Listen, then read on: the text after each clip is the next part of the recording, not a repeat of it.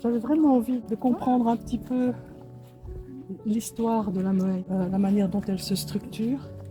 Et j'ai vraiment beaucoup de plaisir de pouvoir euh, rencontrer Samuel et de partager ses connaissances de la Moëlle. Ça me conforte dans ce que je suis en train de faire. Quoi, tu vois.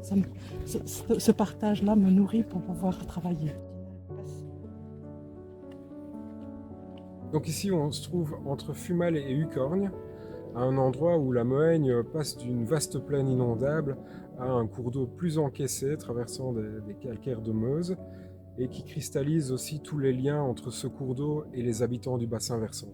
On est ici sur un méandre, un ancien méandre de la Moëgne qui a été coupé par le passage du Vicinal, et donc il n'est plus en contact direct avec le cours naturel du cours d'eau, ce qui en fait une zone marécageuse, mais donc un bassin d'orage naturel. Et donc naturellement ici, cette vieille Moëgne, comme on l'appelle ici, joue un rôle dans la lutte contre les inondations, puisqu'elle va stocker une partie de l'eau et la rendre plus lentement. Donc en fait, elle protège les habitants de la commune de Wanze.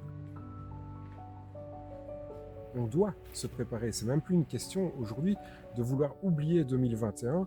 Il faut se préparer pour les prochaines inondations. Et c'est ce qu'on est occupé à faire en région wallonne. Il y a énormément d'initiatives. L'approche artistique, c'est un plus. C'est une couche qui, selon moi, j'en suis de plus en plus convaincu à titre individuel au quotidien, contribue également parce que ça va permettre de créer en fait un projet commun qui va aussi permettre à des sensibilités un peu différentes pour lesquelles l'approche technique ne convient pas, de les ramener entre guillemets dans le giron de la discussion et de pouvoir aussi apporter des approches complémentaires. Donc je suis absolument convaincu que ça apporte quelque chose dans la lutte contre les inondations.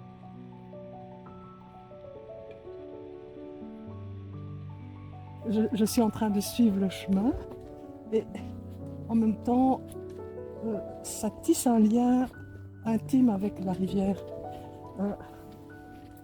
Il y a vraiment comme si elle devenait un partenaire, enfin, un être vivant, hein, quelque chose de... Oui, c'est un être vivant, bien sûr, mais un être avec qui j'ai un lien affectif.